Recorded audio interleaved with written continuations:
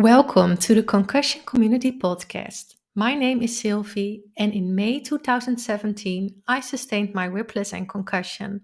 During my journey, I felt very lost and lonely, but thankfully, I'm doing much better now, thanks to professionals who get it and because of all tips and support from others in the same situation. In my podcast, I will share more about my journey, my struggles, things I learned, tips, my blogs, and how I feel emotionally. I hope this is helping you and you enjoy listening to it. Concussion treatments. What did I try after my first 2 years? Part 2. In my previous episode, you did hear about post-concussion treatments I tried during my first 2 years. In this one, you will hear about the treatments I tried after those 2 years. 1. 2 years after my accident.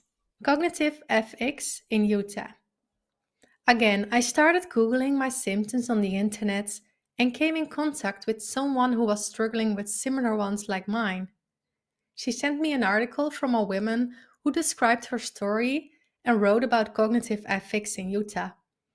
I recognized everything in her story. I don't know what it was, but I just felt I needed to go there. To read more about how I experienced this post-concussion treatments, I wrote a blog about it. You can click on the link in the description and you will find this blog. 2. 2 years and 2 months after my accident. Neurooptimist vision therapy for 8 months. It's so weird, all the time my eyes were not working well. But I just blamed my concussion. I never thought my eyes had something to do with it. Well, I was wrong. In Utah, they referred me to a Dutch neurooptometrist, Hans de Bruin in Haarlem, and I started vision therapy and light therapy with them. This whole process took around 8 months. I slightly noticed some changes. I could focus better, and screens were a bit better to handle. I noticed improvements month after month until I was finished with the vision therapy. 3. 3 years after my accident. Neurooptometrist Prism glasses. After I finished the vision therapy, I felt a bit disappointed. Yes, I did feel improvements, but my eyes weren't working normally either. My optometrist measured everything again and told me I had a fixation disparity. Yoked prism glasses would help with this problem.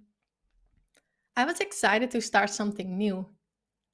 After receiving my glasses, I felt nauseous almost all the time, but I noticed huge improvements when it came to being overwhelmed. All sounds and lights were not bothering me as much as they used to. I never knew the issue with my eyes was related to irritability of sounds. It seems like everything is connected. I wore those glasses for 3 months until I felt they did what they needed to do. My optometrist did everything he could, and I felt that was true. I was grateful for all he did. 4. 3 years and 3 months after my accident. Psychologist, 8 sessions. As you can imagine, this is all quite a journey.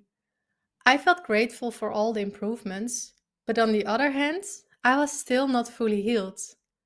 I was always scared of setbacks and still had to deal with them often. Also, my limits constantly changed, so it felt like I needed to figure out what my limits were all the time. I couldn't rely on them. It felt good for me to talk to a psychologist who specialized in TBIs.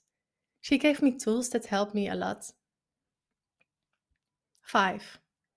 3.5 years after my accident. Naturopathic doctor. Before my accident, I never had anything to do with alternative therapy. But now I believe more in that than in the regular healthcare system. I always had a naturopathic doctor in mind, so I decided to go to him. He did all kinds of measures and gave me herb medicine to take at home for the coming months. I don't know how to explain, but it felt like my body was more imbalanced after this treatment. 6. The Mind-Eye Institute in Chicago. My eyes are still the biggest problem for me at this time. Within my community, my members mentioned this name so many times that I decided to go to them. So I went there in last November, and I will give an update soon about how I feel right now. I hope this blog helped you, and I hope it's helping you in your process as well. If you have any other recommendations for me or for someone else, please let me know. I would love to hear about them. Listen to your gut feeling. I tried many things, but there were just a few that really helped me. I also want to mention that we are all different.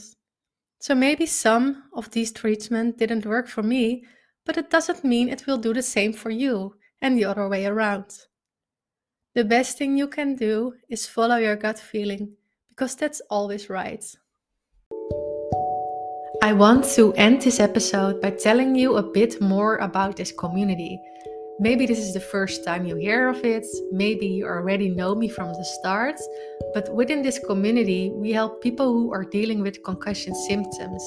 There is a library of almost 160 classes, there are 11 courses, there is daily support from me within the community, so you can ask your questions and I share posts to motivate you, to help you. And there is this private community so you can connect with others in the same situation. And I truly believe this combination is so helpful because you will connect with professionals who do believe you, and you can get help from others who really understand what you're going through. So you don't feel alone and isolated anymore.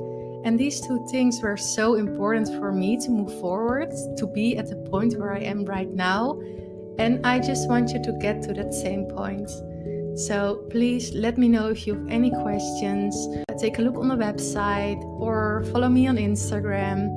And I really hope to hear more from you.